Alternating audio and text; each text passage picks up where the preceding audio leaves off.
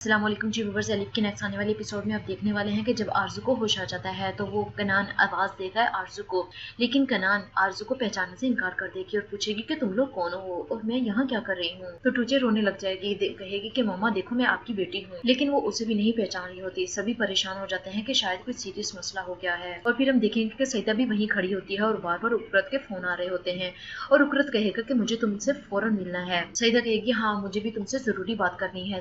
उकरत कहेगा ठीक है, तो किसी बहाने टूचे को वहाँ से लेकर आओ, फिर हम रास्ते में मिलकर बात कर लेंगे। और फिर वहाँ डॉक्टर आ जाता है। प्रॉपर चेकअप के बाद डॉक्टर बताएगा कि शायद इनकी याददाश्त खो गई है, इस वजह से वो आप लोगों को सबको पहचानने से इनकार कर रही है। लेकिन मलिक को आरजू का ये सब कुछ ड्रामा लग रहा होगा और वो सोच रहा होगा कि मुझे पता है कि तुम जरूर ये कोई खेल खेल रही हो। लेकिन आलिया और एबी तो सच में मान लेती हैं कि ऐसा ही हुआ है और वो सोच रही होंगी कि अब क्या होगा। डॉक्टर कहेगा आप लोगों को डरने की जरूरत नहीं है, हो सकता है कि इनकी जल्दी याददाश्त वापस आ सके। जब आप इन्हें घर लेकर जाएंगे और सब कुछ याद करवाएंगे तो आप इन्हें याद आने लग जाएगा। और फिर डॉक्टर वहां से बाहर चला जाएगा और कनान उसके पीछे जाएगा और कहेगा कि डॉक्टर साहब मुझे बताएं कि क्या मसला है।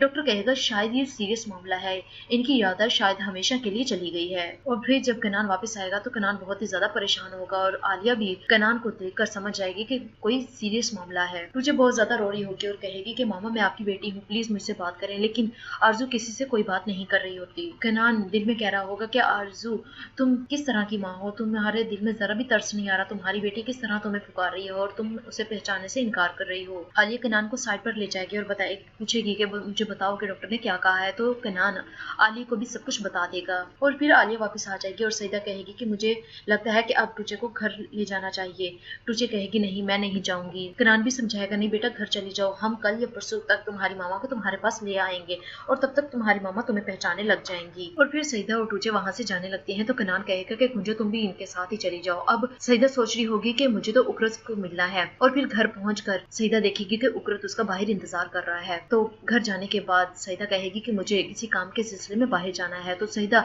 छुप छुपाते हुए बाहर आ जाएगी। गुंजा देख रही होगी और गुंजा भी उसके पीछे पीछे आ जाएगी कि आखिर ये किस काम के लिए बाहर गई है। तो गुंजा देख लेगी सईदा और उकरत को बात करते हुए और फिर उकरत सईदा को वो रिंग दिखाएगा और उकरत कहेगा सईदा तुम्हें ये रिंग का पता करवाना है कि आखिर ये किसकी रिंग है। जिसकी भी ये रिंग है यकीनन उसने सब कुछ किया है आरजू के साथ। और फिर उकरत कहेगा चलो जाओ तुम घर के अंदर।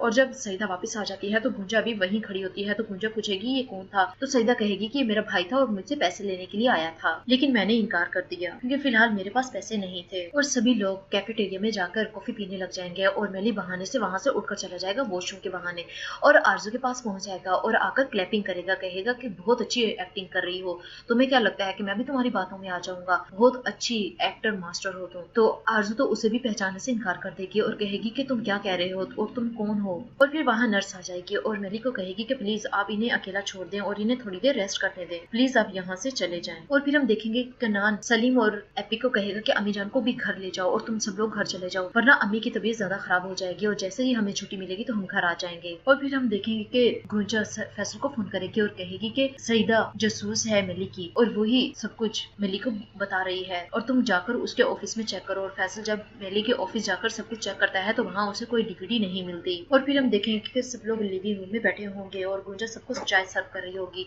और चाय देने के बाद वहां से जा रही होगी। तो आलिया गुंजा को बुलाएगी और कहेगी कि आरजू तुमसे हर बात शेयर करती थी, बताओ मुझे वो कल किससे मिलने के लिए गई थी। गुंजा कहेगी मैं मुझे माफ करना, अगर मुझे इस सब के बारे में पहले ही पता होता तो मैं आप लोगों को इस सब के बारे में पहले ही बता देती, मुझे ये सब कुछ आपसे छुपाने की क्या जरूरत थी। और फिर हम देखेंगे कि सलीम जैनब और मैली के पास पहुंच जाएगा और उन्हें भी जाकर बताएगा कि जो आदमी आरजू को हॉस्पिटल लेकर आया है उसने एक आदमी को देखा है जो वहां से जा रहा था।